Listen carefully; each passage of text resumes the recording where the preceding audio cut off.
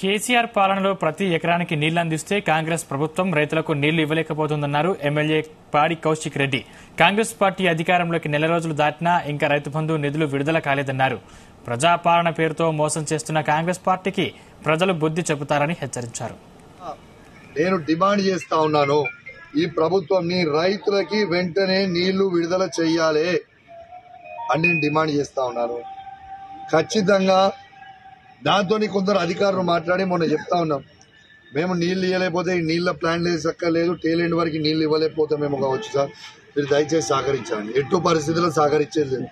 ఇలా కేసీఆర్ గారు ప్రతి టేలెండ్ కాదు మూల మూల ఉన్న ప్రతి ఎకరానికి ఇవాళ కేసీఆర్ గారు నీళ్లు ఇచ్చినప్పుడు అదే సిస్టమ్ ఇప్పుడు ఉంది కదా, ఈ ప్రభుత్వం ఎందుకు నీళ్లు ఇవ్వలేకపోతుందని నేను అడుగుతా ఉన్నాను.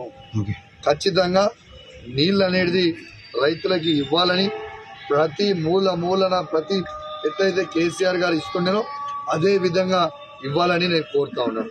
ఇవాళ రైతులందరూ కూడా పెట్టుబడి కోసం ఎదురు చూస్తా ఉన్నారు. రైతు బంధు వీళ్ళు ఏమని చెప్పారు ఎన్నికలలో, ఇవాళ మీరు 10,000 తీసుకోకండి, డిసెంబర్ 9th నాడ మీకు 15,000 ఇస్తాం మేము అని రైతు బంధు అని చెప్పిన వాళ్ళు ఈ ప్రభుత్వమా కాదా ఒక్కసారి మీరు ఆలోచన చేయండి. మరి మీరు రైతు బంధు వేస్తామని చెప్పి ఇవాళ 30 తారీఖు అయితే ఏ రైతుకి మీరు ఎందుకు రైతు బంధు వేయలేదు, ఇది జవాబు చెప్పండి రైతులకు నేను అడుగుతా ఉన్నాను. ఇలా పెట్టుబడి కోసం ఇబ్బంది పడతా ఉన్నారు రైతులు. వెంటనే మీరు ఏ విధంగా అయితే డిసెంబర్ 9th నాడు మీరు ఏదైతే రైతు బంధు 15,000 వేస్తామని చెప్పిండ్రో ఆ విధంగా మీరు వెయ్యాలి. వేయకపోతే రాబోయే కాలంలో తీవ్రమైన పరిణామాలు మీరు ఎదుర్కోవాల్సి వస్తుందని చెప్పి ఈ సందర్భంగా తెలియజేస్తున్నాం.